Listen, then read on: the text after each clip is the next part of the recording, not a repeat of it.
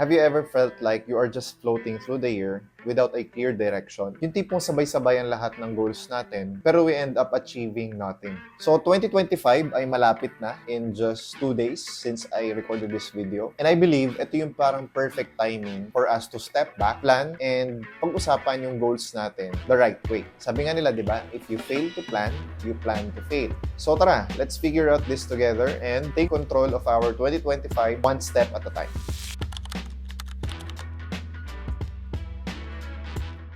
Ganito kasi yan, friends. Naniniwala kasi ako na hindi enough na vague yung goals natin na sinasabi palagi na gusto nating ma-achieve. O kaya naman na nangangarap lang tayo ma-achieve yung isang bagay but nang walang actions towards it. According sa isang study, na yung mga entrepreneurs daw or mga business owners na merong clear business plan are actually 360% more likely to succeed in their field. At naniniwala ako na ganun din dapat sa life. We need a plan that we can follow and execute. Kasi kung wala tayo nun, baka maging another year na naman ito na walang clear direction or progress. Planning is essential, pero naniniwala din ako na ang planning ay hindi lang dapat ginagawa sa trabaho, sa negosyo, pero dapat sa buhay din natin. Yung personal development natin, yung health, yung relationships, at yung buhay na gusto talaga nating i-build para sa future natin.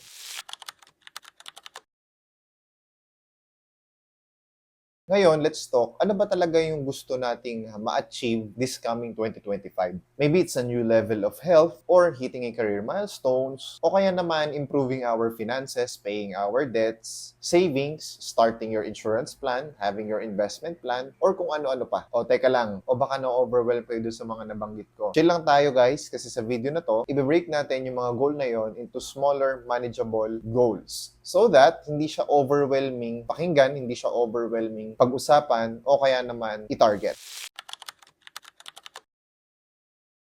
So ano ba yung mga example ng major categories na pwede nating planuhin this coming year? Goal natin dito is para magkaroon ng clear focus. At ito sa tingin ko yung mga kailangan nating categories na paglaanan ng pansin. But pwede kayong magdagdag ng mga categories kung meron kayong goals outside from these categories na babanggitin ko. For me, ito yung mga importante sa akin this coming year. So sabayan nyo ako guys. Number 1, health. Kasi kung hindi tayo healthy, mahirap mag-focus sa isang bagay. So I'm not just saying our physical health but also our mental health. Start small and we can work our way up. Kaya ba natin mag-commit sa isang workout routine? Or pwede naman sigurong mas madaming movements lang per day tulad ng walking o kaya naman stretching. Don't aim for perfection. And kasi siguro guys, marami sa atin, kasama na ako dito, na we wait for the perfect timing para gawin yung isang bagay. Pero hindi pala kailangan ganun palagi yung sitwasyon. We just have to start and just aim to be better each week.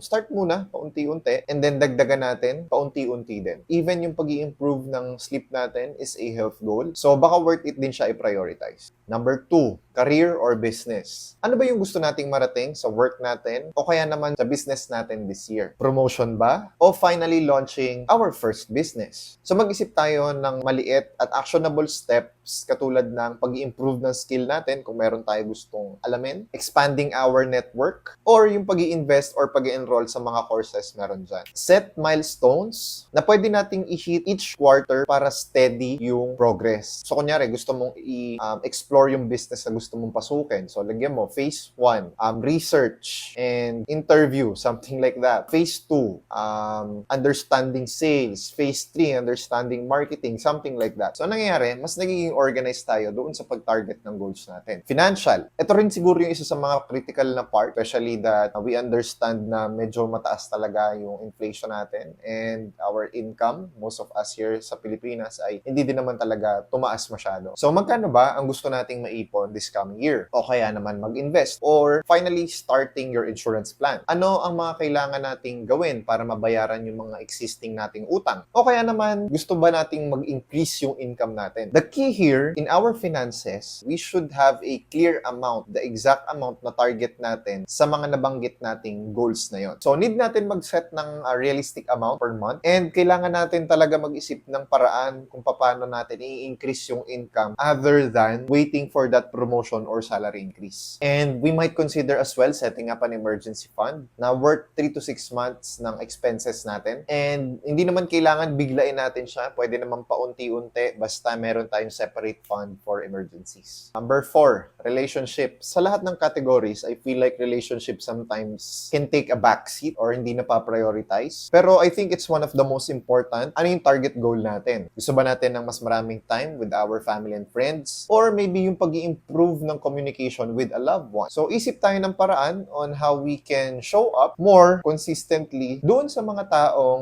nagmamatter talaga sa buhay natin. Little actions like weekly catch-up, o kaya naman monthly dinner, and it can make a big difference. Number 5, personal growth. Naniniwala ako na ito yung isa sa mga no-overlook nating lahat. So that's why I'm creating this kind of video. But it is the foundation of everything else. And naniniwala din ako that if we are not actively working or improving our mindset and personal growth, mahirap din mag-achieve ng goals sa iba't ibang areas na nabanggit natin. Kahit yung mga small habits na ginagawa ng karamihan, yung pag-journal, yung pag-i-improve ng confidence, and emotional intelligence. And another category na pwede nyo isama is leisure. Ano yung mga hobbies or activities na nagpapasaya sa'yo, pati yung mga bagay din na nagpaparelax sa'yo, katulad ng panonood ng movies, pag-travel, o kaya naman pag-try ng bagong sports. Essentially ito, so we can recharge our mind and take a rest habang pinagsasabay natin yung pag-achieve ng personal goals at yung current nating trabaho.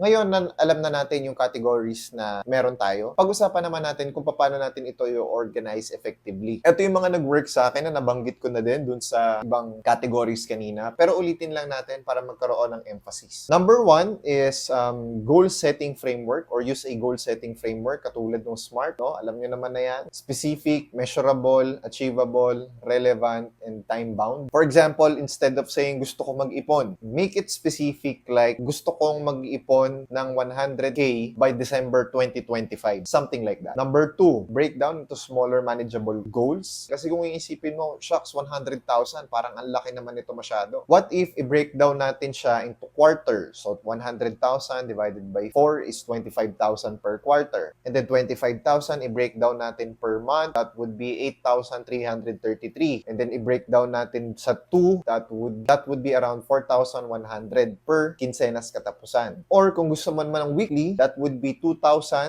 pesos. So, in that case, yung 2,000, if you're earning weekly, then 2,000, itanggalin na natin agad dun sa income natin so we can save. And mas madali siyang i-track kasi mas maliit yung mga funds na ipinapasok natin every week or kada kinsenas katapusan. Depende. Create tayo ng vision board. So, yung iba nag-work to for them. Marami naman dyan online platforms na pwede yung paggawa ng vision board katulad ng Canva. Gamit tayo ng planner o kaya naman application katulad ng Trello, Notion, o kaya naman yung mga notes mo lang, or paper and pen, depende what works for you. Number 5 is to celebrate our wins. So kapag na-hit na natin, kunyari yung phase 1 nung target goal natin, then celebrate. So celebrate lang, treat yourself na nakapag-ipon ka, and then tuloy-tuloy lang. And by organizing, I believe, pwede natin ma-turn yung something na mukhang impossible into something achievable. Sabi nga, progress over perfection always. So ikaw, what's your first step gonna be? Comment down below and let's talk about your 2025 goals. So kung bago lang tayo sa channel na to, I request